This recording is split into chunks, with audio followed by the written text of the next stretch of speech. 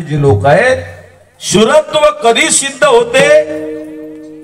एक गंग नावाचे कवी झाले दुसऱ्या राज्यामध्ये, ते म्हणतात प्रीत चुपे नाही आंखों से कभी, डोळ्यामध्ये जर प्रेम असलं ते कधी लपत नाही. खाशी हृदयामध्ये असली म्हणजे खोकला, तर तो काही लपत नाही. खोकलणाऱ्याला किती दाबून ठेवू द्या, खोकलल्याशिवाय जमत नाही. सुगंध जो कस्तुरीचा आहे तो किती लपून ठेवा, वर 2 4 5 10 20 25 कापड ठेवा, सुगंध लपत नाही. ज्ञानी माणसाचं ज्ञान लपत नाही आणि शूर माणसाचं शूरत्व सुद्धा लपत नाही. एखादा साप जर निघाला, एखादा वाघ जर जंगलातून आला, तर त्या वेळेला शूर माणूस रण मैदानामध्ये ओळखू येते. कसा ओळखू येते? हातामधले शस्त्रानं तो प्रतिकार करते. शूर माणूस हा काही लपून राहत नाही. आता आपल्या समाजात सध्या जे लोक आहेत ते काही शूर नाही आहेत. अळनाव ठेवल्यानं काही कोणी शूर बनत नाही. आमची सोयरे आहेत, पण एका जणाचं अळनाव वाघमारे होतं, वाघमारे. मी रातच्यानं आता आमची रातराणी एक्सप्रेसच आहे, रोज 12च्या पुढे. मी रातची 1 वाजता आलो. आमचे रिलेटिव्ह म्हटलं का कोपऱ्यावर कोण थांबले? म्हणे पुढच्या गल्लीत कुत्रा आहे. काही हरकत नाही, काही जणांना पुढच्या हप्त्यात समजेन. विठ्ठल विठ्ठल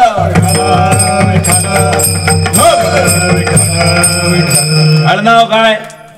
वाघ मारे. गल्लीच्या कोपऱ्यावर कोण थांबला? पुढे कुत्रा. नाव ज्याचं वाघ मारे उंदराला घाबरे, श्याम सुंदर नाव पण गाल फार तोबरे, शक्तिसिंह नाव पण बांद्रावानी दिसते. विठ्ठल विठ्ठल.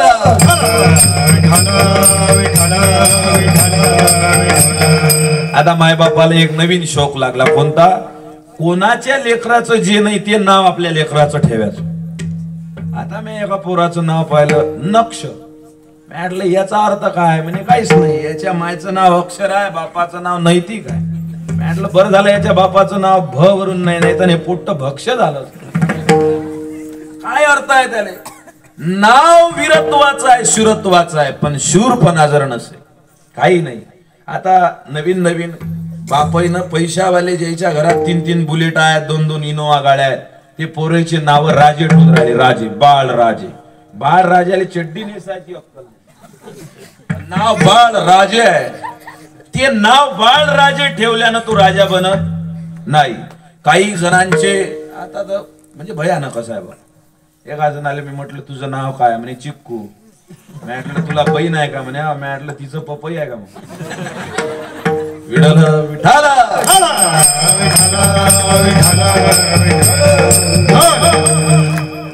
नाव शक्तिसिंह असलं म्हणजे शक्ती असेलच याची गॅरंटी नाही. पण शूरत्व जर जीवनामध्ये असेल, तो शूरपणा त्याचा लपून राहत नाही. दुसऱ्या प्रकारातली शूर माणसं क्रूर, शूर, मंद. तिसऱ्या प्रकारातले लोक मंद आहेत, मंद. काही काही लोक एवढे मंद आहेत, त्याची धुंद वेगळीच आहे. काही सांगा त्याच्या डोक्यात उजेड पडत नाही, अजिबात उजेड पडत नाही. साधे साधे प्रश्न जीवनातले त्यांना समजत नाही. एका जणाला त्याच्या मायनं बाजार करायला पाठवलं. मग आता बाजार करताना एका रांगेत दुकान असतात. आपल्याला जो जो भाजीपाला पाहिजे त्या क्रमानं असतात का निवृत्ती भाऊ? समजा आपल्याला पहिल्यांदा वांगे पाहिजेत, तर वांग्याचं दुकान 1 नंबरवर असते काय? नाही, ते वेगवेगळे असतात. त्याला बाजार करायला पाठवलं, ते बाजार करायला गेलं. सगळे दुकानं वेगवेगळे होते. मग त्यानं बाजार करायला सुरुवात केली. सगळ्यात पहिले टमाटे घेतले त्यानं. काय घेतले? काय घेतले? अरे बोला ना, आपल्याला काय बिल थोडी द्यायचं? टमाटे. आणि टाकले बा टमाटे थैली. मग 2 नंबरले आलू घेतले. आलूले दिलं टमाट्याच्या डोक्यावर. 3 नंबरले भरताचे वांगे, ते त्याच्या डोक्यावर. 4 नंबरले मिसळ. 5 नंबरले नवीन नवीन आले होते ते दम आलू, ते त्याच्या डोक्यावर. एकार एक टाकलं. सगळ्यात वरती अरे म्हणे ऊस तर घ्याच राहिला. आता घेतो ऊस आणि बायको होते खुश. मग ऊस घेतला तो त्याच्या अंगावर. पण सांगा किती हुशार माणूस आहे. टमाटे ज्यानं सगळ्यात खाली टाकले तो रस्त्यानं निघाला. एक जण म्हणे सर तुमची PhD झालेली आहे ना? म्हणे एकदम बरोबर. कस काय ओळखलं? नाही, टमाटेचा श्वास खाली सांडून राहिला त्याच्यावरूनच ओळखलं.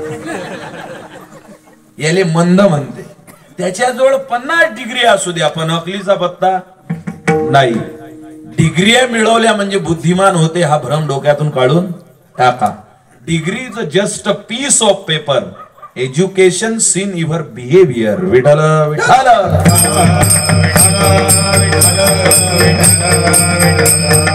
ग्रॅज्युएट झालेला आहे माणूस पण बुद्धी जर तल्लक नसेल तर त्याला मंद म्हणतात.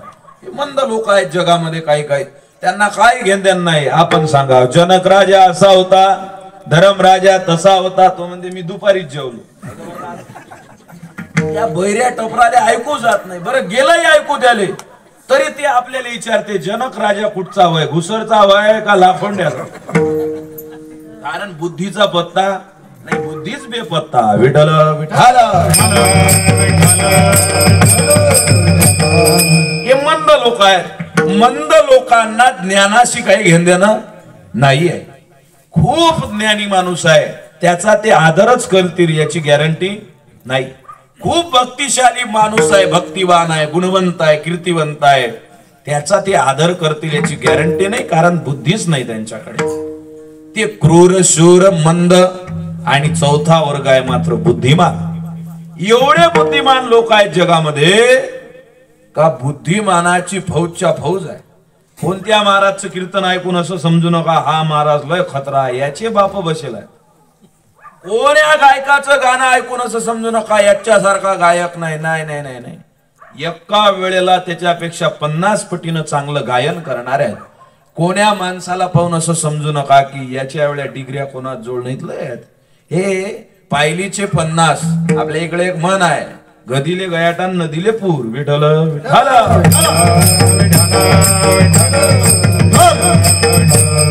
हे खूप आहेत. असे बुद्धिमानही खूप आहेत. हे चारही समाजामधले जे वर्ग आहेत या वर्गांच्या चारही जणांच्या पाठीमाग एक गोष्ट आहे. त्या गोष्टीशिवाय त्यांचं जीवन नाही. जगद्गुरु तुकाराम महाराजांना विचारलं ती कोणती गोष्ट आहे. महाराज म्हणतात ते नंतर सांगतो, अगोदर ती गोष्ट कोणामुळे गेली ती ऐका. अभंगाचं पहिलं चरण. उजळले भाग्य आता, उजळले भाग्य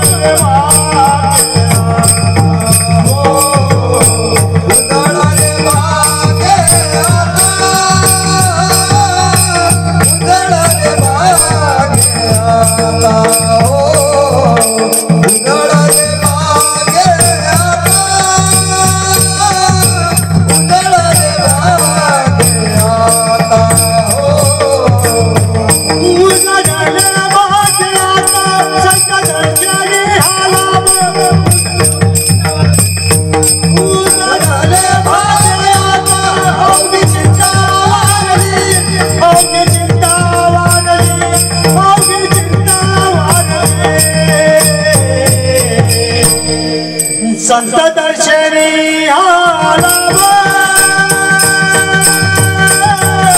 संत दर्शनी आला, संत दर्शनी आला, संत दर्शनी आला.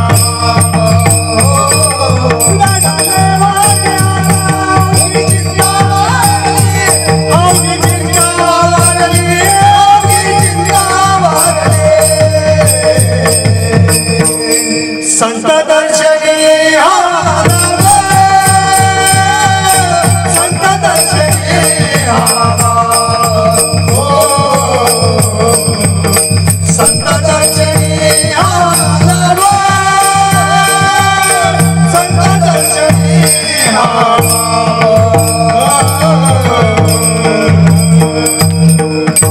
उजळले भाग्य आता अवघे चिंता वारली. चारही प्रकारचे जे लोक आहेत त्या चारही प्रकारच्या लोकांचं भाग्य उजळवण्याचं सामर्थ्य फक्त आणि फक्त संतांमध्ये आहे. जे क्रूर लोक आहेत ते कोणामुळे बदलले? लोकांना मारून त्यांना हिंसा करून स्वतःचा संसार चालवणारा डाकू संतांच्या उपदेशानं संत बनतो. लोकांची अहितता ज्यांच्या अंतःकरणात साठवलेली आहे तो प्रेमाचा झरा बनतो. पहिली गोष्ट, शूर माणूस जो आहे त्या शूरत्वाच्या शूरपणाला देवभक्तीची आणि देशभक्तीची जोड संतांमुळे लाभते. मंद जो आहे मंद, किती मंद? आमचे महाराज सांगायचे, एक जण आला त्याला ब्राह्मण शब्द म्हणता येत नव्हता. ब्राह्मण, आमच्या महाराजांनी त्याला ती सांगण्यासाठी 8-9 महिने एक शब्द शिकवायला 8-9 महिने घालवले. तेव्हा त्या मंदाच्या डोक्यात उजेड पडला, मग त्याला ब्राह्मण म्हणता आलं. मंद लोकांचा सुद्धा उद्धार संत करतात. आणि बुद्धिमान, माझ्याकडे ज्ञानाचा साठा आहे, माझ्यासारखा कोणी ज्ञानी नाही या उर्मीत जो राहतो त्याच्या ज्ञानाला बाजूला ठेवून त्याच्या ज्ञानाला भक्तीची जोड देतात. अशा चारही लोकांचं भाग्य उजळवून टाकण्याचं सामर्थ्य संतांमध्ये आहे. महाराजांना विचारलं, तुमच्या जीवनात अनुभव आहे का? हो. उजळले भाग्य आता. आमचं भाग्य सुद्धा संतांमुळे उजळलं. कोण्या संतांमुळे? बाबाजी आपुले सांगितले नाम, मंत्र दिला राम कृष्ण हरी. संतांनी आम्हाला जर मंत्र दिला नसता तर जगण्याचं तंत्र आम्हाला समजलं नसतं. सर्व संत महात्म्यांनी भाग्य उजळवण्याचं काम केलं. महाराज, चारही लोकांना वाटते का नाही आपलं भाग्य उजळलं पाहिजे? ज्याले 45% 10वीत पडतात ते मंद आहे, 3 नंबरचं मंद आहे. पण ज्याला 45% पडतात त्यालाही असं वाटते की या जिल्ह्याचा कलेक्टर मीच पाहिजे. त्यालाही वाटते ना आपल्या भाग्यात सुख असलं पाहिजे. ज्याचा काळा किट डांबरी सळकी सारखा रंग आहे, पक्का कलर का पैसा माल फ्री में, त्यालाही असं वाटते की आपल्या घरात गोरी गोमटी दिसणारी मुलगी आली पाहिजे पत्नी म्हणून. अभिलाषा जी आहे ती सगळ्या वर्गामध्ये आहे. आणि हे मंद असो, क्रूर असो, शूर असो का बुद्धिमान असो, सगळ्यांना आपल्या भाग्यामध्ये उजेड पडला पाहिजे, भाग्याचा उदय झाला पाहिजे असं वाटते. आता हा भाग्योदय म्हणजे काय? संतांनी त्याचं प्रमाण सांगितलं. भाग्य तरी नो हे धन पुत्र दारा, भाग्य तरी नो हे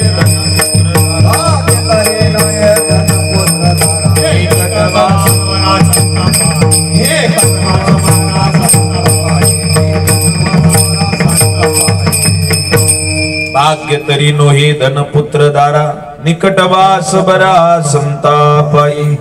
संतांची संगती लाभणं हेच तर भाग्य आहे खरं.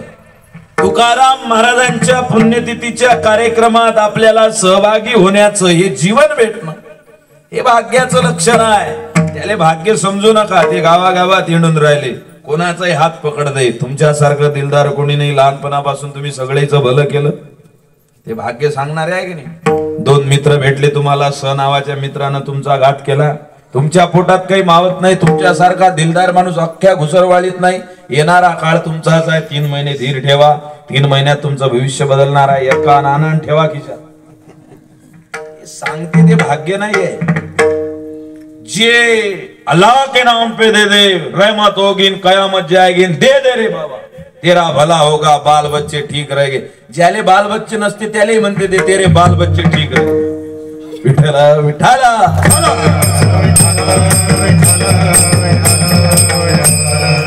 हे जे आपलं नशीब सांगते येणाऱ्या काळात काही काही रेषा थांबलते या रेषेत पाहते माया हात पाहिला एका जणानं म्हणजे तुमची रेषा तुटेल आहे तुम्ही मरता म्हटलं तुझ्या पाहिजे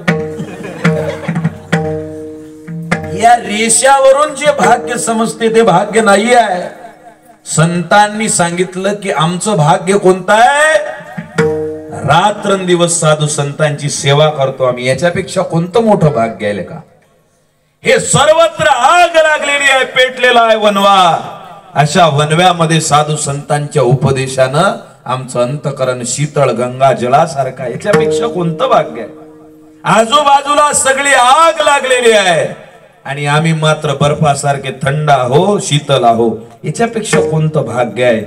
सगळ्या लोकांना पैशाची लोभाची याची चिंता पडलेली आहे आणि आम्ही सदैव सुडके आम्ही मात्र असे कंगाल बसलेलो आहो याच्यापेक्षा कोणतं भाग्य आहे.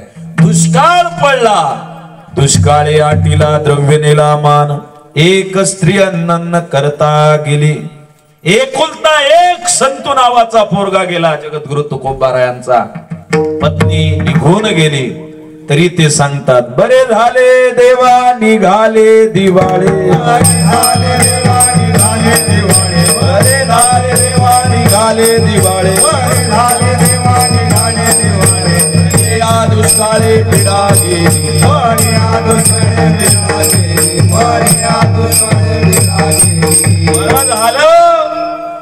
अरे पत्नी निघून गेल्यानंतर संसार तुटल्यानंतर सुद्धा बरं झालं म्हणण्याची ताकद आमच्यात आली याच्यापेक्षा कोणतं भाग्य आहे.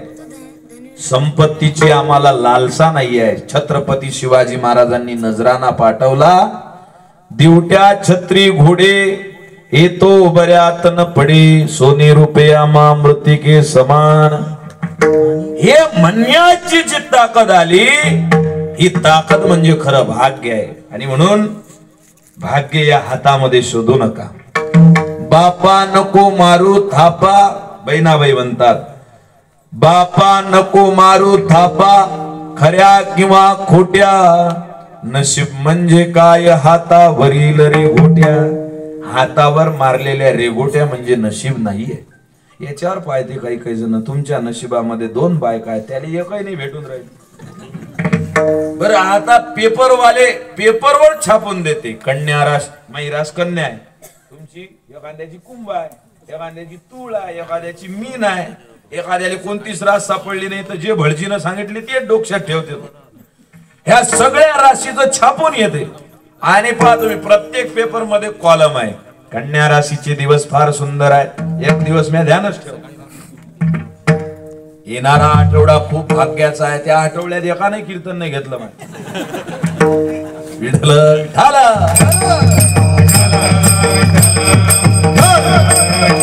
नकल में फस गई दुनिया सबको छोड़ के प्यारे. अरे हे उद्योग आहेत बाबा आपल्या माणसाच्या अंतकरणामध्ये या माणसाच्या विचारामध्ये भेसळ तयार करायची आणि त्याला कशावर तरी अवलंबून ठेवायचं. आता आपल्या इकडे अजून एक बिमारी आली तुम्हाला पूजा करा लागते त्याच्याशिवाय जमत नाही.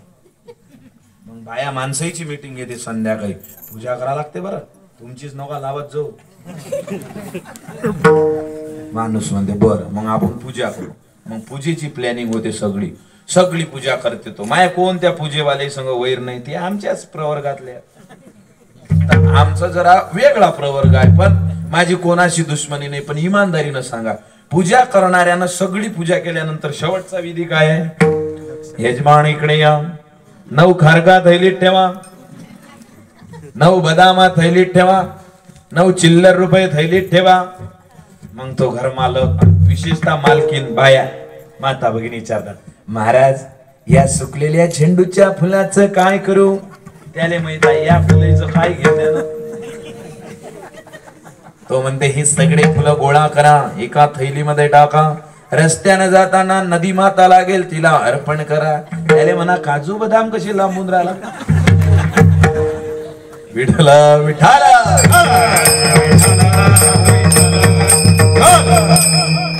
हे महाराज ते हाताला हात लावा ते विधी आहे ठीक आहे.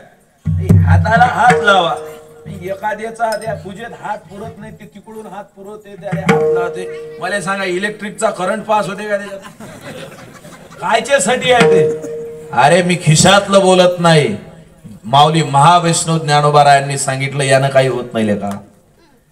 ठाईचं बैसोनी करा एक चित्त, जगाच्या पाठीवरचा एकमेव संप्रदाय आहे. कर्मकांडातून बाहेर काढून तुम्हाला खरं भक्त बनवते. विठ्ठल विठ्ठल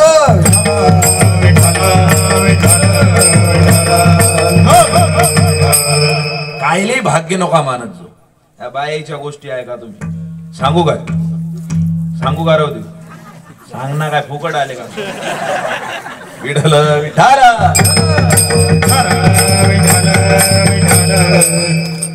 बायाले कोणतं भाग्य आहे माहिती का? माय मागच्या गुरुवारी मी शेगावला गेलती आणि लागली ना माय रांगेत, आणि पुढे पुढे पुढे पुढे पुढे पुढे सारेच आवाज चालू होता. गणगणात बोते, गणगणात बोते. मला तंद्रीच लागली, माय लागली रांगेत.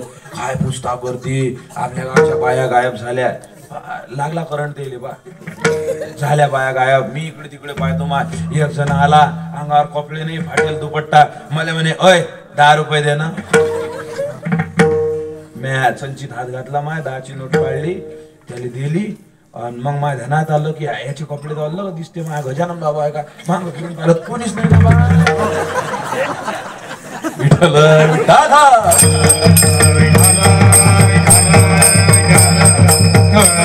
मग ती सांगते, माय गजानन बाबाच भेटला, रिकाम छोटच आहे होत, याले कामच नाही दुसरं कोणतं. हे भाग्य नाहीये. कोणाकोणाले काही पक्षी दिसला, माय भाग्य उजळले भाग्य. आता अवघी चिंता वारली. अरे आयुष्यामध्ये जीवनाविषयीच्या जेवढ्या ही चिंता आहेत ना, तेवढ्या चिंता ज्या दिवशी मरतात. लक्षपूर्वक आहे का? It's very important. एकच वाक्य बोलतो, चिंतन करा. चिंतेनं माणसं मरतात, पण संताच्या संगतीनं चिंता मरते. विठ्ठल विठ्ठल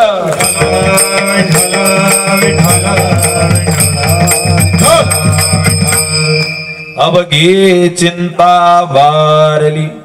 ज्या दिवशी क्रूर शूर मंद बुद्धिमान कसाही माणूस असो, त्याच्या जीवनातली चिंता निघून जाते, त्या दिवशी संतांची कृपा झाली समजा. अवघी चिंता वारली. चारही वर्गातल्या माणसाईली चिंता आहे. चिंता कोणाली नाही महाराज? काही लोक असे माता भगिनी स्वयंपाक करता करता बेलना हातात, पैपाट खाली, पोळ्या लाटणं सुरू, एका शिकडे पाहते. पोळी चालली घुसरवाडीतून घुसरली. शकुंतला बाई काय झालं? त्या पोराच्या टेन्शन न काही सुचतच नाही ना. म्हणजे काय? चिंता आहे. बरं, पोराच्या मायले चिंता आहे, पोराले चिंता नाही का? त्यालाही चिंता आहे. मा कसं होईल? दर दिवसाले आता पहिले तर अशी जवळ येऊन सांगे, आता तर फोनवरच सांगते, महाराज माझ्यासाठी एखादी गरीबाची पाहना. मी म्हटलं गेला तसा. गरीबाची नाही ना, श्रीमंताची नाही, कोणाची नाही. 2-2 मीटरचे भगवे कपडे आणा मंत्र्याचे. विठ्ठल झाला.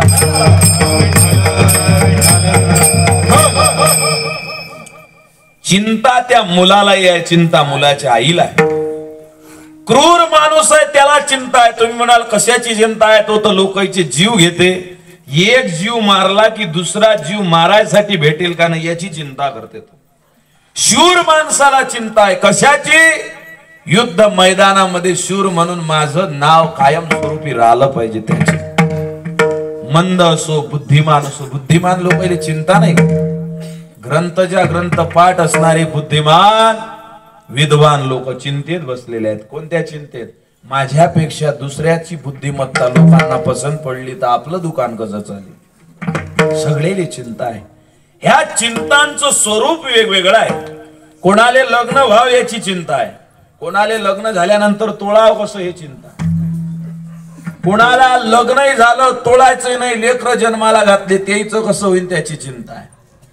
काही जणांना लोकांची चिंता आहे. आमच्या अकोल्यात एक डेअरीवाला होता, त्याला त्याचं काहीच घेणं देणं नाही, लोकांची चिंता. दुधावाला आला त्याला विचारे काय पाहिजे, दुधाच्या दुकानात काय मागेन तो समजायला पाहिजे, दूध पाहिजे. मग तो समोरचा म्हणे दूध पाहिजे, म्हशीचं पाहिजे का गाईचं पाहिजे, तो म्हणे गाईचं द्या. तुम्ही चहा पिता याचा करून का कॉफी काय घेतले ना,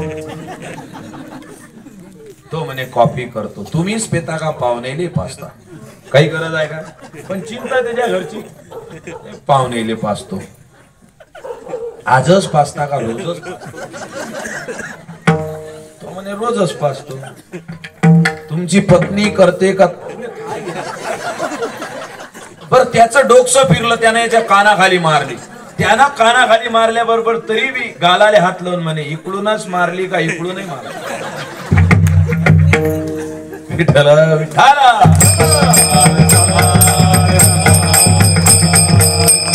काही जण लोकांची चिंता आहे, आम्हाला लोक भेटते. महाराज कसं होत होईन तुमचं पुढे. काही जणांना पैशावाल्याची चिंता आहे, एवढा पैसा आहे ना राजू त्याच्याकडे, काय करते तुला काय घेणं नाही. इतरांचं चिंतन करते, त्यांची चिंता करते. सगळ्या वर्गाला कशाची ना कशाची चिंता लागलेली आहे. महाराज लोकांची चिंता लागली. आता सांगू का, आपलंही सांगा लागेल ना काय. महाराज लोकांना एक आपलं हे घरचंच कीर्तन आहे, हे तर मला असं वाटून राहिलं खोलीत चालू आहे काय. विठ्ठल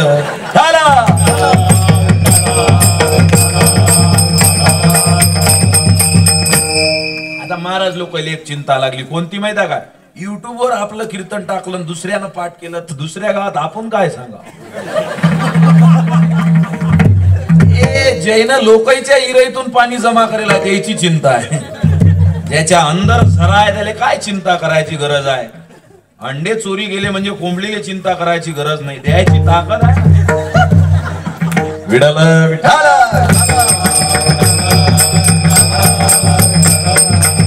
अवघे चिंता बारली.